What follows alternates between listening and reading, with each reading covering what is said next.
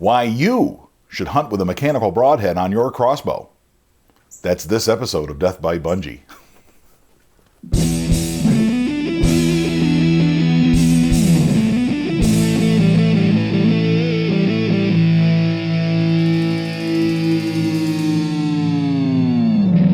Let's talk about broadheads some more here on Death by Bungee. I've been talking about broadheads. That's like sort of the topic of this year's Crossbow Appreciation Month. I did another video on broadheads already. And the funny thing was, the day that video came out, the same day I got an email from Ron Lanzo and an email from the Quality Deer Management Association telling me, hey, there's this study that's out about broadhead use and mechanicals versus fixed blade broadheads. Here's some really neat information. And it has been interesting to share that with the folks on the Death by Bungee group page, share that on the Death by Bungee Facebook page as well, and get the comments and feedback from all of you on there. So I thought, let's do a video about it as well right here on the YouTube channel. It's no secret that a year ago I switched from the X-Act from Excalibur to the Rage Crossbow Hypodermic.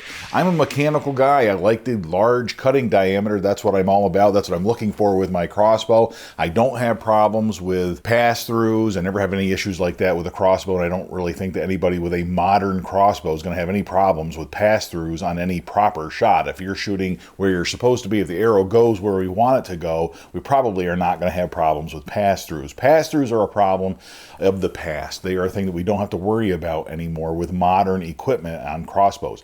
You hit the shoulder blade, different story.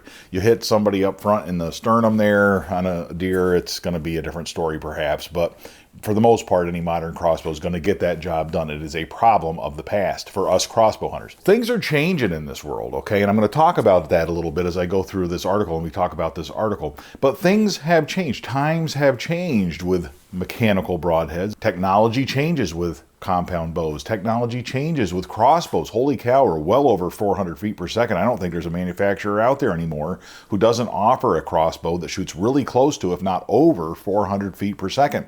When I started hunting with Bungee 10 years ago, 300 feet per second was like, wow, that was cutting edge. That was the top of the line. And I can remember when they first hit 350, all the manufacturers that were hitting 350 initially were having problems with their limbs. I'm sure there's somebody out there who remembers that and is thinking, yeah, I remember that. 350 feet was like this threshold that they couldn't get. They were having recalls and everything else when they hit 350 feet. We saw similar problems when they started to hit 400 feet per second, but now we don't really have that problem. And I'm still hunting at 280 feet per second with Bungee, with my crossbow, with all the sound deadening equipment added to it. It's a little bit slower. Now, the email that I got from Ron Lanzo, the email that he shared with me, the email that I got from the Quality Deer Management Association right here, I printed it out, is titled, Broadhead Choice Does It Really Matter? That's what the topic is. And some of you may have heard of this before, this study that's been going on for decades, right? It's a 30-year study that goes back 30 years. And the article chronicles this study that took place at the Naval Support Facility, Indian Head, a military installation on the Potomac River just south of Washington, D.C. And the article, if you go and follow the link, I'll put a link in the description so you can go read the actual article. And if you haven't seen it already, on our Death by Bungee Facebook page, you should join that. You should follow that and like that on Facebook. And you should also join the group page if you aren't already. We're having a lot of fun on there. It's a lot better with the group page because you can upload stuff to it too. And as long as you keep it kind of hunting related and keep it clean, I'm totally okay with it. I like sharing that stuff, so I'm looking forward to more of it. They started doing this in 1989, the year I graduated from high school. Can you believe that? Nobody in my area here in northeastern Pennsylvania was thinking of hunting with crossbows. They weren't legal until 2009 here in Pennsylvania to hunt with. But there were a few people toying with the compound bows, but archery was not really big here when I was growing up. It wasn't something that me or my friends took part in.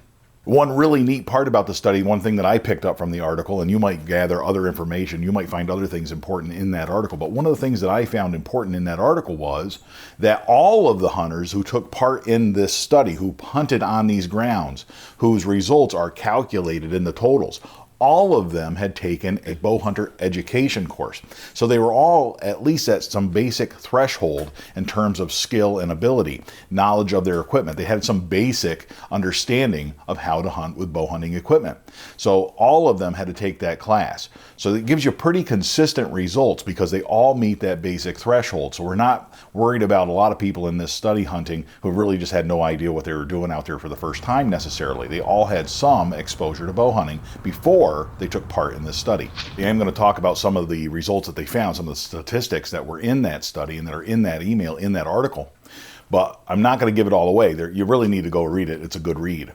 For the 1989 through 2006 seasons, bow hunters during this study, then they could only use fixed blade broadheads. At the beginning of this study, they could only use fixed blade broadheads. That's all that was allowed to be used by the hunters in the study. So that the only people hunting on that facility, on those grounds, were using fixed blade broadheads. So we track those results only from 1989 through 2006. Then 2007, they started allowing them to use mechanical broadheads. Now, we've had, by that point, a lot of years of testing and development of mechanical broadheads, so they start expanding that use. That just makes sense. But during that time, from 1989 through 2006, when they were using only fixed blade broadheads, they recovered 82.2% of the deer. Now that's not bad, it's 8 out of 10, right?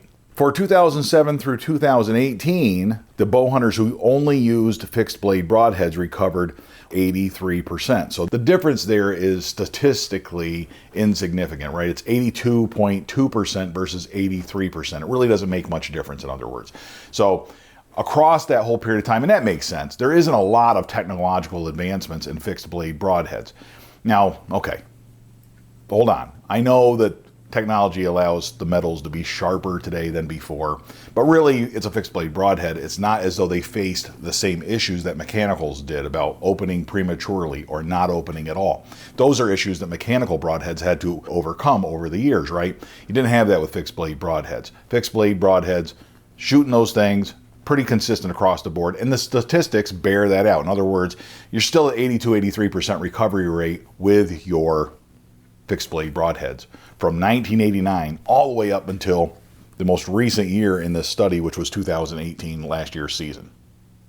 Now in 2007, they started allowing those hunters on this facility, the same hunters who had already passed a bow hunter education course, they started allowing them to use mechanical broadheads. So from 2007 to 2018, we have data from each year and the success rates and failure rates for hunters using mechanical broadheads. And during that time, the bow hunters who used mechanicals for the 2007 through 2018 seasons recovered 90.7%. That's an improvement of 7-8% over the ones who used fixed blade broadheads during that same time period. It's an improvement of 7 or 8% over the hunters who used fixed blade broadheads throughout the entire 30-year history even of that study. The article goes on to say that bow hunters who used mechanical broadheads had a wounding rate of 9.3%, or deer that they didn't find, and nearly 1/2 of the 17.7% wounding rate for bow hunters who used fixed blade broadheads. In other words, you're cutting your wounding rate, your loss of deer rate, almost in half by using mechanical broadheads. The hunters who used compound bows with fixed blades actually had the lowest recovery rate. They recovered about 82.4% of their 1,038 deer, somewhere around 8 out of 10. Compound bow hunters who used mechanical broadheads recovered 88.6% of their deer out of 255. That's for about 90%, or 9 out of 10 of their deer. The crossbow hunters who used fixed blade broadheads recovered 81.7 of their 93 deer, or back to about 8 out of 10 with the fixed blade broadheads. And then the hunters who used crossbows with mechanical broadheads recovered 93.7 of 174 deer, or over 9 out of 10 of their deer, 9.3 out of 10 of their deer. That's the highest rate. The highest rate of recovery amongst all the hunters with different methods, different hunting weapons, right? Compound bows or crossbows, and fixed blade versus mechanical. The highest rate was crossbow hunters with mechanical broadheads, 93.7, almost 94%, 9.37 out of 10 of their deer they recovered. I don't know how you recover 0.37 deer, but I'll take it. There's a couple of big takeaways here. There really isn't a statistically significant difference between the crossbow hunters and the compound bow hunters when it comes to recovery rates. That's not a big number, a statistically significant difference. But the difference between mechanicals and fixed blade broadheads is statistically significant. In other words, it does make a difference. You do actually have a better statistical chance of recovering your deer using a mechanical broadhead.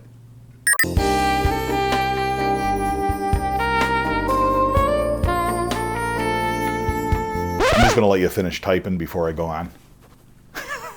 I'm sure people are typing away. No, it's not true. And in my experience, blah, blah, whatever. I get all that. I totally do. And I'm not done with my thoughts here, with my overall thoughts. So give me a chance here, all right? Like, let me finish the whole video before you go blazing away in the comments there.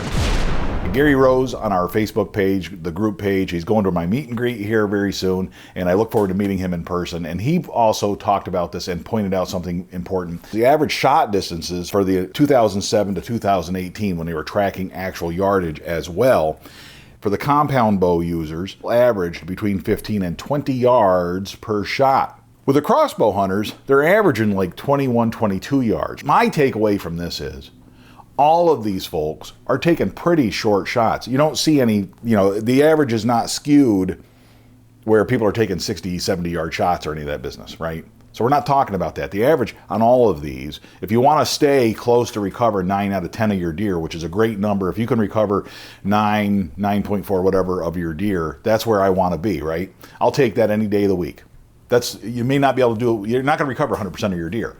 And recovering less than 100% is going to be about 9 out of 10. So I'm okay with these numbers. This is fantastic. We always strive to do better. I understand that. But 9.4 of your deer out of 10 that you recover is a good number, and you should be proud of that if you reach that sort of a level. And you can do that, but in order to stay in that statistically, you still got to stay in that range of 20-yard shots. You understand what I'm saying? You have to look at the total package of this. Don't just take the parts of this study that you like and walk away with it. You got to look at the whole package. Shorter shots are going to give you better opportunity, and nobody really disputes that. I don't care what crossbow you're using. A shorter shot's going to give you a greater chance of recovering that deer than a long shot. There's no question about that, right? Another thing I thought about when I was reading this was those mechanicals are in use from 2007 to 2018. That's the only time that they allowed them to use those mechanical broadheads. I suspect these numbers would be a lot different if they had allowed them to use mechanicals from 1989, if they existed back then. I'm sure there were some on the market. But using mechanicals in 1989 all the way through 2018 would definitely yield a different number. And I also suspect that if you start using mechanicals in 2018 and you look at the wounding rates on mechanical broadheads from 2018 to 2025 or 2030, those numbers are only going to get better. And here's my point. Mechanical broadheads are new. I made this point in the other video. We've been using fixed blade broadheads since the beginning of time. For 10,000 years, man has been hunting with fixed blade broadheads, right? Chiseled out of stone or what have you. So they're not a new concept. Mechanical broadheads are a new concept. They are a new style of broadhead. And the early ones, you would expect, makes total sense, that the early ones would not work as well as the modern ones. That's a fact. And that makes sense. In other words, today's mechanical broadheads are a lot better than the broadheads that were in use in 2007. I did not own a crossbow in 2007, let alone a mechanical broadhead. Technology has improved in the hunting industry over time, and it certainly is not lost on mechanical broadheads. So these numbers, I believe, I suspect, and would predict that these numbers are only going to improve over time. Don't base your decision on mechanical broadheads on the way mechanical broadheads performed 10 or 15 or 20 years ago. Base it on what they're doing today. Try some of them out. Are they accurate for you? You can do tests to see if they open prematurely, which a lot of them have shock collars on them now, and it doesn't seem to be as big an issue as it used to be. Don't base it on stereotypes of the past. Base it on modern information. Try some of those modern crossbow broadheads that are mechanicals. See how they work on your crossbow. Now, I know this article is going to stir up a whole bunch of comments and is going to get people upset, but I want to unite all of us with one little takeaway from this article. And I want you to go read the article because these folks have been nice enough and kind enough to share it with me for free, and I'm sharing it parts of it, my thoughts on it with you. It's been great. It's great that they put this stuff out, and you should go, and you can subscribe to the Quality Deer Management Association articles for free. You should go do that get on their email list right away. But here is my hats off to the author of this article, Andy Peterson. Andy wrote that at the end, I recommend that bow hunters with crossbows consider using mechanical broadheads. That's his takeaway. That's his summation of the entire article. But what I take from that, hats off to you, Andy Peterson. I recommend that bow hunters with crossbows. He lumps crossbow hunters in with bow hunters. My, how times have changed. Write this article 10 years ago, and you would say, I recommend that crossbow hunters use mechanical broadheads. He wouldn't say bow hunters, right? Because we weren't fully accepted as archery equipment. Get on the bus there, New York. Time to allow crossbow folks to hunt throughout your whole archery season. It's coming. Well, I hope you got something out of this article. I hope you get something out of this video. I hope that you are having a great crossbow appreciation month, and I hope that your upcoming crossbow season goes fantastically, and I'm hoping mine does too, because man, I got some great plans, okay? So make sure you keep tuning in here on Death by Bungie. Until next time, all hail Bungie!